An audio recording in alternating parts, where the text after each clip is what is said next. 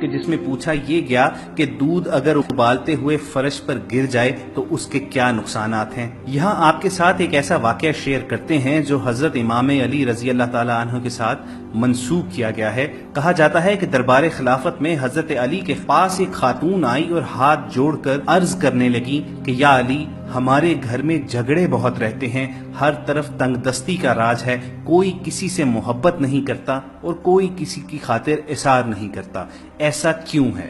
اس عورت کا یہ سوال کرنا تھا کہ حضرت علی، جنہیں باب العلم کہا گیا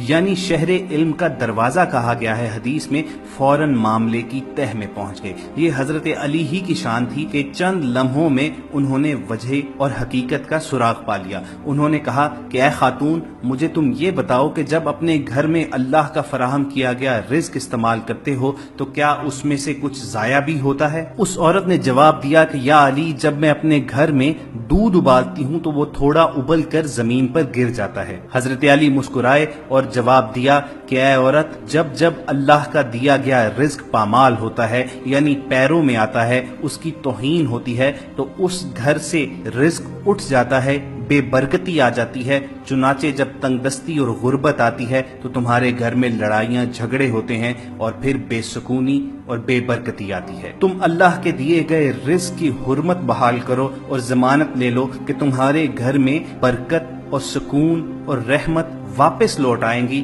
اور سب کے دلوں میں اللہ تعالیٰ محبت ڈال دے گا اور اللہ تعالیٰ تمہارے گھر میں رزق کی فراوانی عطا کرے گا۔ خواتین و حضرات، بظاہر یہ بڑی معمول کی بات لگتی ہے۔ ہم اکثر اپنے گھروں میں دیکھتے ہیں کہ مائیں بہنیں چولہے پر دودھ ابالنے کے لیے رکھ دیتی ہیں اور پھر وہ دودھ چولہے کی تیز آگ پر ابلتا رہتا ہے اور وہ اپنی بے خیالی بے دھیانی میں اس کو بھول جاتی ہیں اور اللہ کا نور، اللہ کا دیا گیا یہ رزق ضائع ہوتا رہتا ہے۔ یہاں اگر چند ذہنوں میں کچھ تشکیک، کچھ سوالات ابھرتے ہیں تو ان کے لیے ہم ابن ماجہ کی ایک حدیث شیئر کر دیتے ہیں کہ حضرت عائشہ صدیقہ رضی اللہ تعالی عنہا فرماتی ہیں کہ تاجدار عرب و عجم حضرت محمد مصطفیٰ صلی اللہ علیہ وآلہ وسلم گھر میں تشریف لائے اور روٹی کا ایک ٹکڑا زمین پر پڑا ہوا دیکھا۔ آپ نے اس کو اٹھایا، صاف کیا اور کھا لیا۔ حضور مکرم صلی اللہ علیہ وسلم نے حضرت عائشہ صدیقہ کو فرمایا کہ اچھی چیز کا احترام کیا کرو، رزق جب کسی سے بھاگتا ہے تو لوٹ کر نہیں آتا۔ مقاصد حسنہ میں بعض علماء سے نقل کیا گیا ہے کہ گیہوں اور دیگر اجناس جب پاؤں میں آتی ہیں تو وہ قحط کا سبب بنتی ہیں۔ ابن ماجہ ہی کی ایک روایت کہ حضرت عبداللہ بن عمرو رضی اللہ تعالیٰ عنہ سے روایت ہے کہ ہم 10 آدمی حضور اقدس صلی اللہ علیہ وآلہ وسلم کی خدمت میں حاضر تھے۔ آپ صلی اللہ علیہ وآلہ وسلم ہماری طرف متوجہ ہو کر ارشاد فرمانے لگے، 5 چیزیں ہیں، میں خدا کی پناہ چاہتا ہوں کہ تم ان کو پاؤ۔ جب کسی قوم میں بے حیائی کے افعال علل اعلان ہونے لگے تو وہ طاعون میں مبتلا ہوں گے اور ایسی بیماریوں میں گرفتار ہوں گے جو ان کے بڑوں کے وقت میں نہیں ہوں گی۔ جب کوئی قوم ناپنے تولنے میں کمی کرے گی تو قحط، تنگی اور ظالم حکام ان پر مبتلا کر دیے جائیں گے، اور جب کوئی قوم عہد شکنی کی مرتکب ہوگی تو اللہ تعالیٰ ان کے دشمنوں کو غالب کر دے گا اور ان سے ان کے اموال چھین لیے جائیں گے۔ خواتین و حضرات، آج یہ تمام باتیں ہمیں اپنے ارد گرد سچ ہوتی نظر آتی ہیں۔ بحیثیت قوم بدقسمتی سے ہمارے اندر یہ تمام چیزیں سرایت کر چکی ہیں۔ ہم اللہ تعالیٰ کے رزق کو پامال کرتے ہیں، ہم کم تولتے ہیں، ہم جھوٹ بولتے ہیں، ہم عہد شکنی کرتے ہیں۔ چنانچہ ہم دیکھتے ہیں کہ ہمارے اوپر اللہ تعالیٰ کے عذاب مختلف صورتوں میں نازل ہوتے ہیں،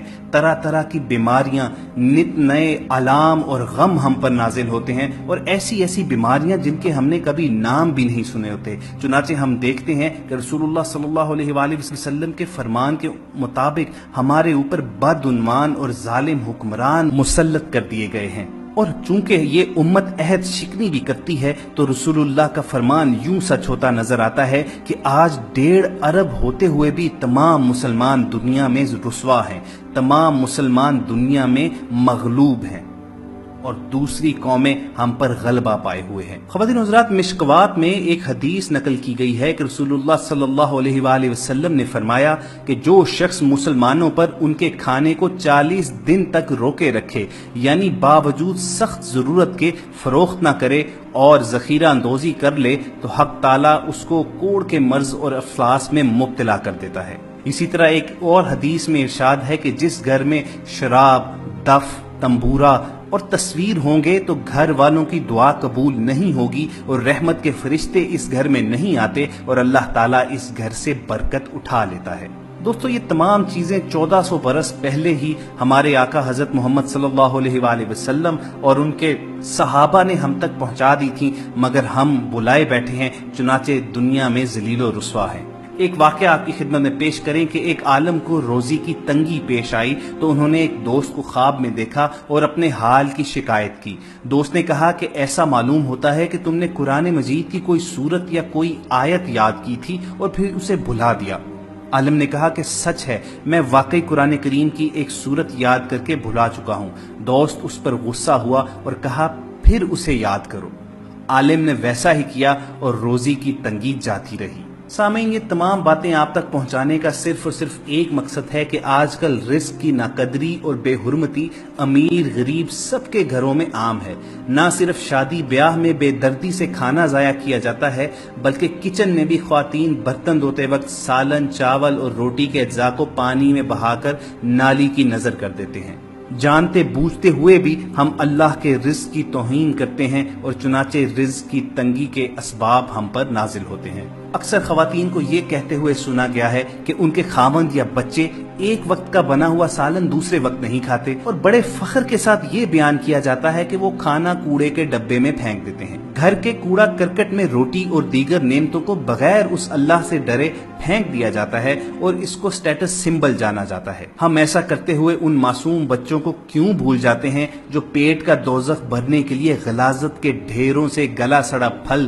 اور سبزیاں اکٹھی کرتے ہیں؟ ان سفید پوش لوگوں کو کیوں بھول جاتے ہیں جو ایک وقت کا کھانا اپنے معصوم بچوں کو دے پاتے ہیں اور دوسرے وقت محتاج اور لاچار ہوتے ہیں؟ اکثر بیبیاں بڑے شوق سے، بڑے فخر کے ساتھ یہ بیان کرتی ہیں کہ اگلے دن کا بچا ہوا کھانا اگر رکھوں تو میرے میاں ٹرے اٹھا کر دور پھینک دیتے ہیں۔